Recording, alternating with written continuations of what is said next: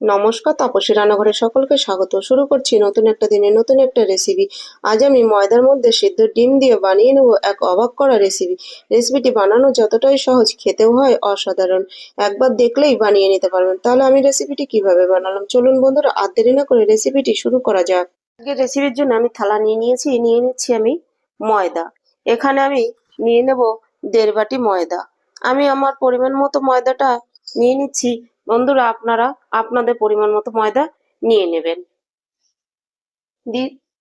দিচ্ছি পরিমাণ মতো নুন।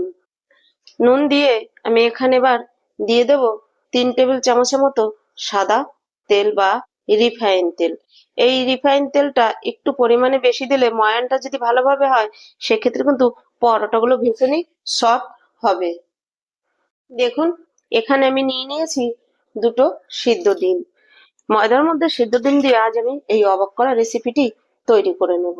এবার ডিমটা ভালো করে একটা গ্রেটার সাহায্যে গ্রেট করে নিতে হবে। আশা করছি বন্ধুরা আমার এই রেসিপিটি আপনাদের কাছে ভালো লাগবে। রেসিপিটি ভালো লাগলে অবশ্যই একটা লাইক দিয়ে ভিডিওটা দেখা শুরু করুন আর একটা কমেন্ট করবেন। আপনাদের একটা লাইক আর একটা কমেন্ট আমাকে কিন্তু ভিডিও করতে উৎসাহ দেয়। আর নতুন বন্ধুরা দের কাছে একান্তই অনুরোধ, আমার চ্যানেলটি সাবস্ক্রাইব করে আমার পাশে থাকবেন। পাশে থাকা বেল আইকন প্রেস করে নোটিফিকেশনটি অন রাখবেন। যখনই আমি এরকম নিত্য নতুন ভিডিও আপলোড করব পৌঁছে যাবে সবার আগে আপনাদের কাছে। এই রেসিপিটি বা এই টিফিনটি বানিয়ে সকালের জলখাবারে বা রাতের ডিনারে বা সন্ধ্যার টিফিনে খেতে পারবেন। বাচ্চাদের স্কুল বা অফিস টিফিন বক্সে কিন্তু এই টিফিনটি বানিয়ে দিতে পারবেন। একদম অবাক করা একটা রেসিপি, খেতেও কিন্তু হয় দুর্দান্ত। দেখুন আমি ডিমটা ভালো করে গ্রেট করে নিয়েছি।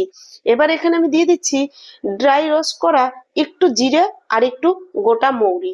এটা দিয়ে একবার করে খেয়ে দেখবেন। এই ড্রাই রোস্টের জিরা আর গোটা মৌরির সেন্টটাই হয় অসাধারণ। এবার এখানে দিয়ে দিচ্ছি এক চা চামচ চিলি ফ্লেক্স। এই চিলি ফ্লেক্সটা আপনারা নিজেরাই কিন্তু ঘরে তৈরি করে নিতে পারবেন। চিলি ফ্লেক্সটা তৈরি করা কোনো ব্যাপার না। ঘরে শুকনো কড়াইতে তেল ছাড়া একটুখানি শুকনো কড়াইতে ভেজে নিয়ে চিলি ফ্লেক্সটা তৈরি করে নেবেন।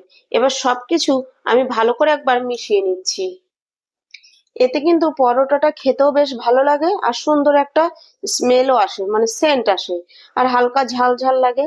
আর আপনারা যদি পুরোপুরি এই রেসিপিটি বাচ্চাদের জন্য তৈরি করেন সেক্ষেত্রে আপনারা ঝালটা কিন্তু না দিয়েও তৈরি করতে পারবেন। তবে ড্রাই রোস্টের জিরে আর মৌরিটা একবার দিয়ে দেখবেন। এবার এখানে আমি অল্প অল্প জল দিয়ে মেখে নেব। এখানে কিন্তু আমি কুসুম গরম জল, যেটাকে বলে উষ্ণ গরম জল, সেই জল দিয়ে মেখে নিচ্ছি।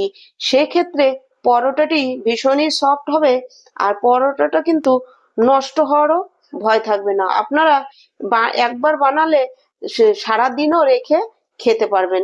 দেখুন এভাবে আমি অল্প অল্প জল দিয়ে একটা সফট ডো তৈরি করে নেব। দেখুন বন্ধুরা আমি এখানে কিন্তু একদমই সফট একটা ডো তৈরি করে নিয়েছি।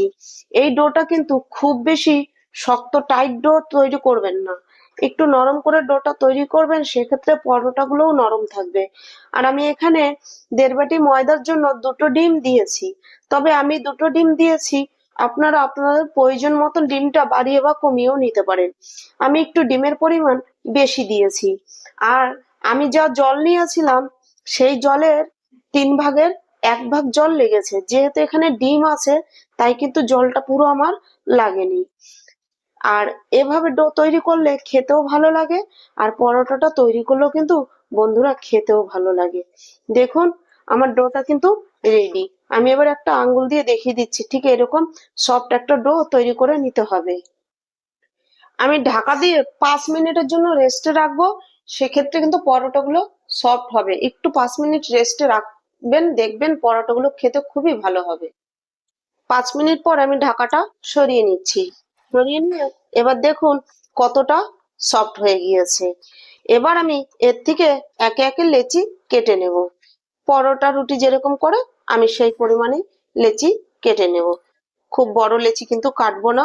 আর আমি পরোটাগুলো খুব বড় বড় করব না, সাইজে সাইজে আমি মাঝারি সাইজটা তৈরি করব। তার জন্য আমি সব লেচিগুলো দেখুন কেটে নিচ্ছি। এই দেখুন ঠিক এইভাবে। এবার লেচিগুলো আমি এরকম হাতে করে ঘুরিয়ে একটা শেপ সুন্দর করে গোল একটা শেপ এই যে দিয়ে নিচ্ছি। এতে কি হবে, আমারও কিন্তু বেলার সময় খুব তাড়াতাড়ি হয়ে যাবে, তখন আর গোল করতে হবে না। এই দেখুন, এই একইভাবে প্রত্যেকটা লেচি আমি এরকম একটা শেপ দিয়ে নেব। দেখুন আমি প্রত্যেকটা লেচি রেডি করে নিয়েছি। আমি রুটি বালনা পিড়ি নিয়ে নিয়েছি, কিছুটা ময়দা ছড়িয়ে দিয়েছি।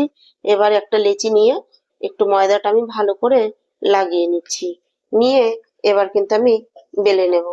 এই দেখুন, এরকম উপর থেকে শুকনো ময়দা দিয়েও বেলে নেব। তবে সেক্ষেত্রে ময়দার পরিমাণটা কিন্তু কম দিয়েই বেলে নিতে হবে, আর তা নাহলে কিন্তু পরোটাগুলো ভাজার পরে শক্ত হয়ে যাবে বন্ধুরা। এর জন্য একটু অল্প ময়দা দিয়ে একটু ধরে ধরে করে নেবেন, সেক্ষেত্রে ভালো হবে। এই দেখুন আমি যেভাবে করছি আমি দেখিয়েই দিচ্ছি। দেখুন, এই দেখুন আমি খুব মোটা করিনি, আপনারা দেখলেই বুঝতে পারবেন। একদম মোটাও করিনি, একদম পাতলাও করিনি। এবার আমি একটা থালায় তুলে নিচ্ছি। এই একইভাবে আমি প্রত্যেকটা পরোটা প্রথমে বেলে নেব, বেলে নিয়ে তারপরে আমি ভাজবো কিন্তু। দেখুন আমি এখানে ফ্রাই প্যান বসিয়ে দিয়েছি, এবার দিয়ে দিচ্ছি। প্রথমে কিন্তু কোনো তেল দেওয়ার দরকার নেই, প্রথমে তেল ছাড়াই সেঁকে নিতে হবে। ফ্রাই প্যানটা কিন্তু আমার বা ননস্টিকের তাওয়া কিন্তু গরম হয়ে গিয়েছে, দিয়ে বেশিক্ষণ রাখবো না। এই দেখুন হালকা হয়ে এসছে। এভাবে এপুট এপুট করে প্রথমে সেঁকে নিতে হবে, তারপরে অল্প করে তেল ব্রাশ করে তারপরে কিন্তু আমাকে পরোটাগুলো ভেজে নিতে হবে। আমি এখানে খুব বেশি তেল ব্যবহার করব না, এই ব্রাশের মাধ্যমে যতটুকু তেল হয় সেটুকুই দিয়ে নেব। এই দেখুন বন্ধুরা, এক পিঠ আমি তেল দিয়ে দিয়েছি, এবার এই পিঠটা উল্টে দিচ্ছি। এই দেখুন, আপনারা অবশ্যই কিন্তু বাড়িতে একবার ট্রাই করুন। আমি যেভাবে বানালাম এইভাবে একবার ট্রাই করে দেখুন বন্ধুরা, খেতে অসাধারণ লাগে, অসাধারণ। প্রত্যেকদিন ওই একঘেয়েমি রুটি পরোটা খেতে ভালো লাগছে না, অবশ্যই একবার বানিয়ে নিন, দেখবেন যে খেতে কতটা ভালো লাগে। আর এই পরোটাগুলো বানালে এই পরোটার জন্য কিন্তু এক্সট্রা তরকারির না প্রয়োজন হয় না, এরকম ভাবেই খেয়ে নেওয়া যায়। এখানে এটা ভেজে নেব, আঁচটা মাঝারি একটু লোতে রেখে, হাই আছে ভাজা যাবে না। দেখুন আমার একটা ভাজা হয়ে গেছে, আমি একটা প্লেটে তুলে নিচ্ছি। আমি এই একইভাবে আমি আরো একটা আপনাদের ভেজে দেখিয়ে দিচ্ছি। এই দেখুন, বেলাতেই যে এতটা নরম হয়েছে, তাহলে ভাজার পরে যে কতটা নরম হবে সে মানে আপনারা বানালেই বুঝতে পারবেন। আর আমার রেসিপিটি একবার বানিয়ে দেখুন আমি যেভাবে বানাচ্ছি। বন্ধুরা ভিডিওটা না স্কিপ করে দেখবেন না, স্কিপ করে দেখলে কিছু বুঝতে পারবেন না, কোনটা কখন দিয়েছি সেটাও বুঝতে পারবেন না, কিভাবে কি করলাম বুঝতে পারবেন না, তখন না পারফেক্ট হবে না।